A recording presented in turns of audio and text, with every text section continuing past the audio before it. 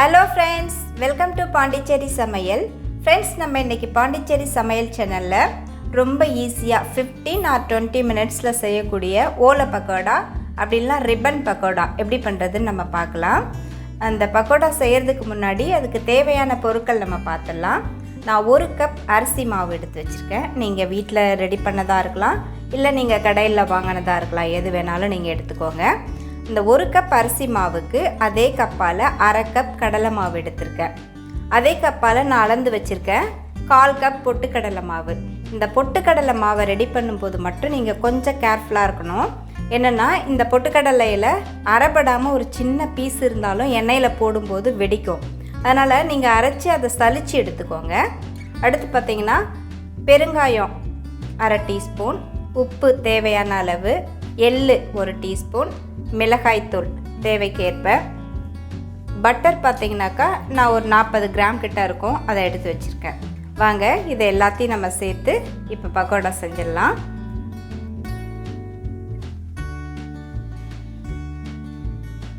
இப்போ அரிசி மாவை ஒரு மிக்சிங் பவுலுக்கு மாற்றிக்கலாம். அடுத்து கடலை மாவு, பொட்டுக்கடலை மாவு, எள்ளு, பெருங்காயம், மிளகாய்த்தூள்,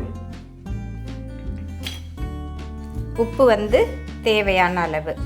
இந்த காரம் உங்களுக்கு கூட்டவோ குறைக்கவோ செஞ்சுக்கலாம். நீங்கள் எப்படி காரம் சாப்பிடுவீங்களோ அந்த மாதிரி. இந்த பட்டர்.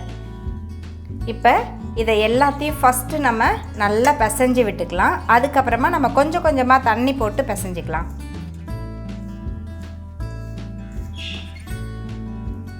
நம்ம எல்லாத்தையும் கலந்துட்டோம். இப்போ கொஞ்சம் கொஞ்சமாக தண்ணி விட்டு சப்பாத்தி மாவு பதத்துக்கு பிசைஞ்சு எடுத்துக்கலாம்.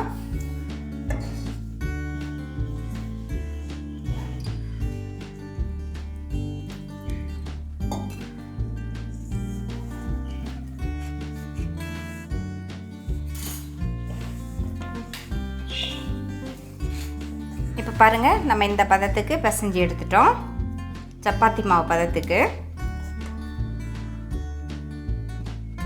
இப்போ நம்ம சாதாரணமாக முறுக்கச்சி நம்ம வாங்குவோம்ல, அதனோடய கூட இந்த மாதிரி ஒரு அச்சு தருவாங்க. இதுதான் ரிப்பன் பக்கோடாவோட அச்சு.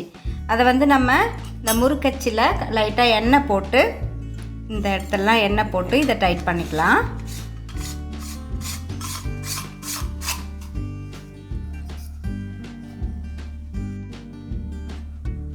நான் ஒரு கடாயில் எண்ணெய் ஊற்றி மீடியம் ஃப்ளேமில் வச்சு நான் சூடு பண்ணியிருக்கேன். இப்போ எண்ணெய் சூடாயிடுச்சான்னு பார்க்குறதுக்கு லைட்டாக இந்த மாவு எடுத்து போட்டு பார்க்கலாம். சூடாயிடுச்சு, ஏன்னா அது மேலே வருது பாருங்கள். இப்போ நம்ம இந்த மாவு எடுத்து அச்சில் போட்டுக்கலாம்.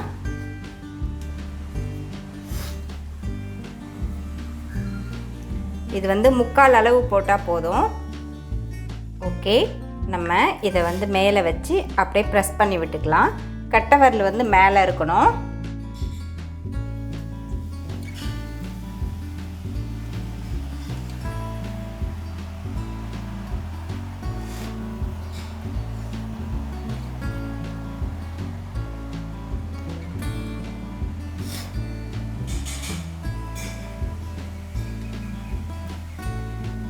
லைட்டாக கலர் மாறுது பாருங்கள். இந்த டைமில் நம்ம திருப்பி விட்டுக்கலாம்.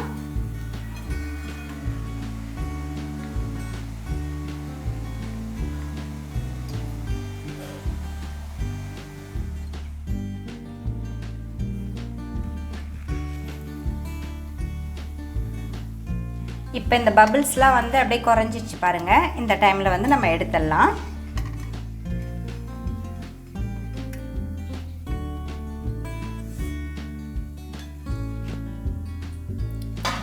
இதே மாதிரி நம்ம எல்லா மாவையும் புழிஞ்சு விட்டு பொரிச்சிடலாம்.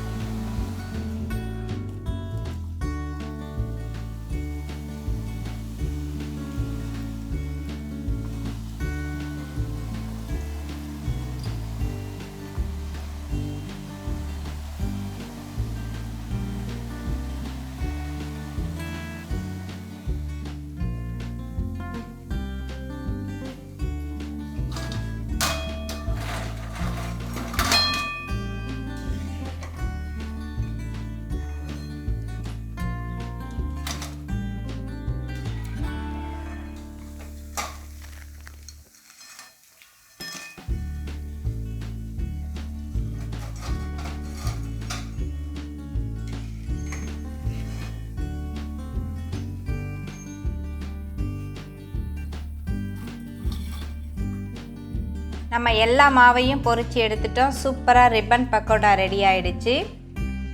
இது பாருங்கள், நம்ம ஒரு 20 நிமிஷத்துக்குள்ளே எல்லாத்தையும் செஞ்சு முடிச்சிட்டோம்.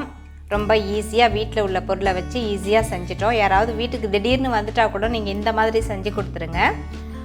இது எப்படி இருந்ததுன்னு சொல்லி நீங்கள் செஞ்சு பார்த்துட்டு எனக்கு கமெண்ட்டில் சொல்லுங்கள். நம்ம மீண்டும் இதே மாதிரி ஒரு நல்ல வீடியோவில் சந்திக்கலாம். ஓகே, பாய்.